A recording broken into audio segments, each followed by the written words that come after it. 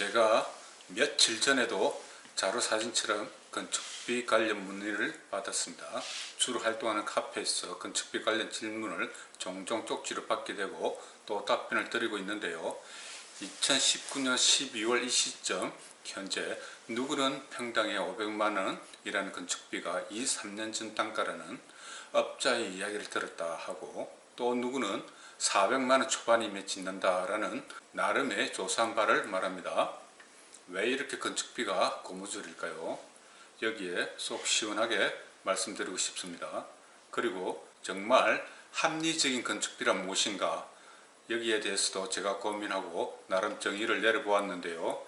이것에 대해서도 알려드리도록 하겠습니다. 저렴하게 지을 수 있다는 직영공사는 불안하기만 할까?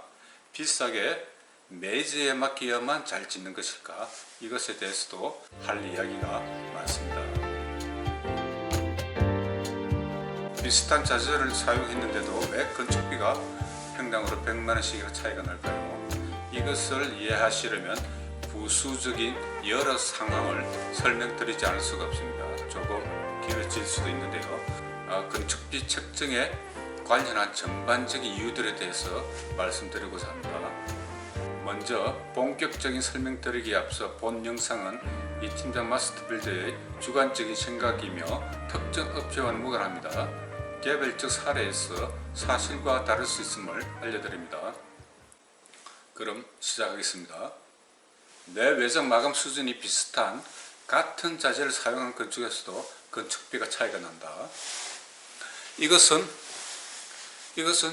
지극히 당연하게 인정하고 받아들이셔야 합니다. 목조 주택을 짓는 사람들이 누굴까요? 공사하는 행태를 먼저 이해하셔야 합니다. 이것을 제대로 이해하신다면 자연스레 합리적인 건축비 유추도 가능해지리라 생각합니다.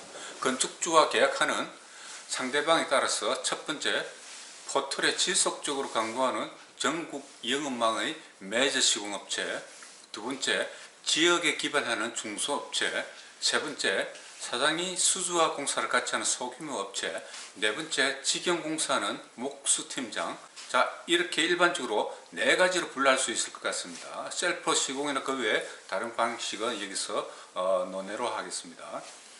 건축비가 국가에서 정하는 명확한 기준이 있어서 표준 품셈으로 엑셀 수식에 대입해서 적정 시공비가 구해지는 것이 아니라, 한국은 자유시장 경제이기에 적정 시공비가 평당 얼마여야 한다는 말이 어쩌면 좀 우습기도 합니다.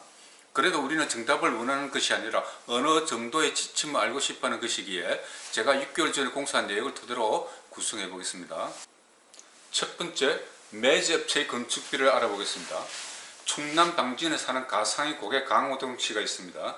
누구나 알만한 수도권에 소재한 매제업체와 30평형 목조주택을 짓기로 하고 평당 건축비 550만원, 1억 6,500만원에 계약했습니다. 매제업체에서 턴키로 30% 떼고 당진 관할의 소장에게 공사가 주어집니다. 1억 1,550만원으로 소장은 팀장을 섭외해서 공사를 진행하게 됩니다. 강호동 씨는 평당 550만원짜리 집을 지으려고 했는데 실질적으로 실행 건축비는 385만원이 투입되는 것입니다. 극단적으로 가정하는 것이 아니냐 되물어보실 것 같은데요.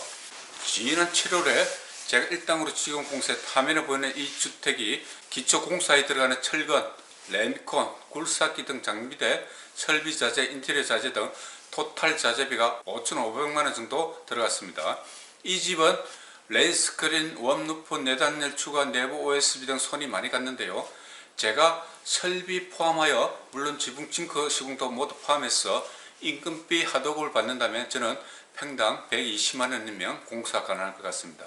제 입장에서는 3,600만원이라는 시공비가 타이트하지도 그렇고 넉넉하지도 않는 적절한 하도급 금액인 것 같습니다. 강호동씨가 저 이 팀장 마스터빌드와 집을 지었다면 9,100만원에 지을 수 있다는 이야기입니다. 여기에 추가될 것은 토목비, 기초 콘크리트 공사 인건비, 타일, 전기공사, 보일러, 주택 마감의 도배 마루입니다. 이것을 더해보면 어차피 매저도 토목 비용은 별도 위기에 제외하고 추가될 비용은 1,500만원이 넘지 않습니다. 그렇다면 실행 건축비는 1억 600만원, 조금 여유를 더 주더라도 1억 1,000만원이라 할 수 있겠습니다. 그럼 매주 이 새끼들이 도둑 아니냐? 절대 그렇지 않습니다. 큰 업체는 포털에 지출하는 광고비가 생각보다 너무나 크게 들어갑니다. 그리고 많은 직원들이 근무합니다. 즉 판관비가 높을 수밖에 없습니다. 광고비, 판관비, 영업이익, 직간접 경비, 고정비, 산재보험 등을 더하면 건축비는 실행비에서 30에서 40% 잡는 것은 지극히 타당하다 할 수 있습니다. 자, 두 번째, 지역의 중소업체의 건축비를 알아보겠습니다. 중소업체의 규모는 상시 고용 인원 2인 이상 5인 이하로 설정하겠습니다. 당진에 사는 가상의 강호동 씨가 지역의 중소업체와 계약하게 되었습니다. 메이저 업체와 똑같은 집을 지을 것인데요. 얼마의 건축비가 적절할까요? 앞서 살펴본 실행비 1억 1천만 원에 약 20에서 25% 정도가 판관비 및 영업이익 등으로 책정되는 것이 저는 적절하다고 생각합니다. 그러면 1억 4천만 원 정도인데요. 평당가로는 450에서 500만 원 정도에서 충분히 공사 가능하다고 생각합니다.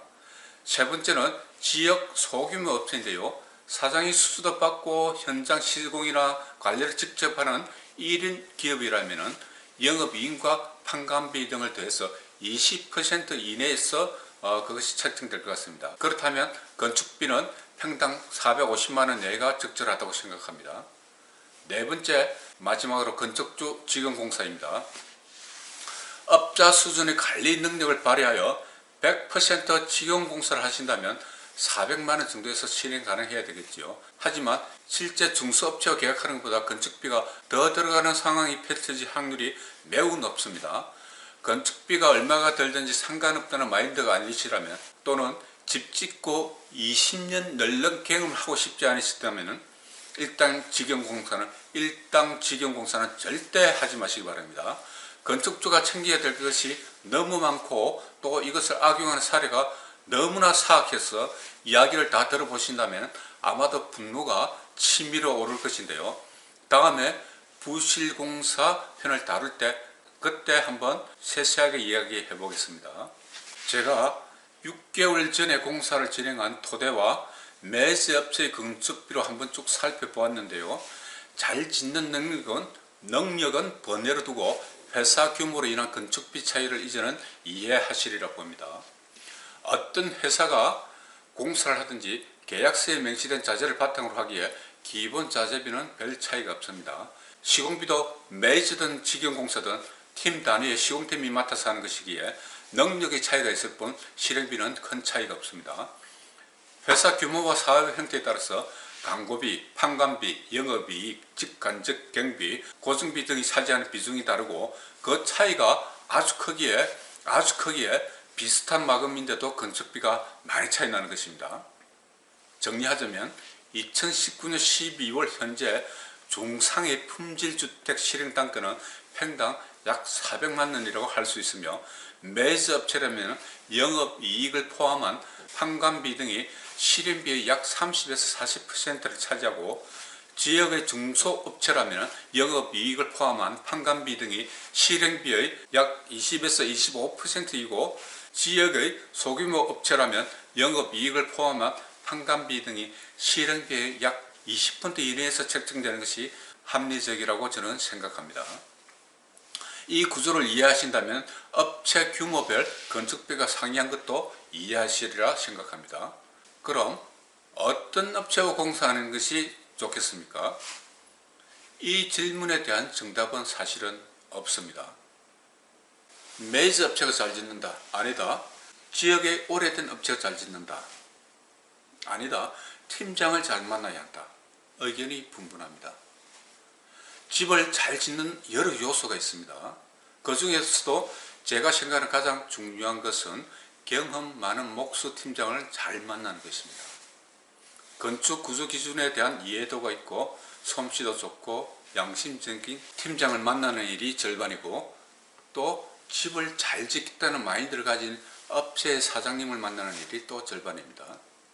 여기에 적정한 공사비가 책정이 되었다면 틀림없이 좋은 결과물로 이어집니다.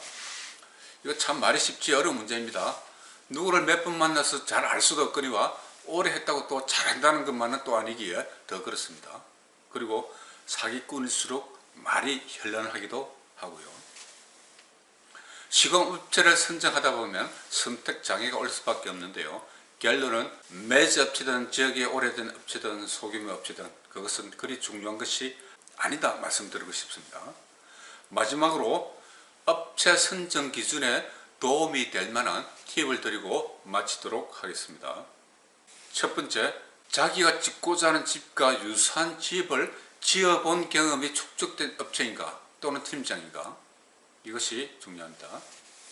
두 번째, 위에서 살펴본 업체의 형태에 따른 건축비 산정과 비슷한 건축비를 제시하는가. 지방의 소규모 업체가 앞서 설명드린 이와 같은 집을 550만원을 요구를 한다면 그것은 제가 볼 때 아주 과다하게 책정되었다고 생각합니다. 세 번째, 세부 견적서를 제시하는가. 예를 들어 보일러라면 기꾸라미 거꾸로 IN16HS, ben길은 데렌바스 CC113 등등 부속 하나 일일이 모두 기재하지는 않더라도 구조재는 무엇이고 주요 부재 자재는 무엇인지 구체적인 품명 품번 등 확인 가능한 세부적인 견적서인가, 이것도 매우 중요합니다. 네 번째, 공사 범위와 방법이 구체적으로 명시되어 있고 설명을 해주는가. 예를 들어 랜스크린, 웜루프, 외단열, 내단열 추가 범위, 석고는 매트인지 설치는 투플레인지 원핀인지, 기초 터파기는 동계설까지 지키는지 아니면 어떤 보강을 하는지, 철근 규격과 배근 간격, 스터드 간격, 플로 조이스트 부재 규격과 설치 간격, 벽체 마감 높이 등 중요한 요소들 설계에 반영이 되었는지 주석으로 설명되어 있는지 또는 별도의 시공 내역서가 있는지도 또한 매우 중요합니다. 이렇게 네 가지를 꼼꼼하게 살펴보시고 업체 선정을 하신다면 집 짓기 절반은 이미 끝낸 것이라고 생각합니다. 아무쪼록 좋은 업체 만나서 좋은 집 짓기 하시기 바라겠습니다. 오랜 시간 시청 수고하셨습니다. 구독하기, 좋아요는 영상 제작에 많은 도움이 됩니다.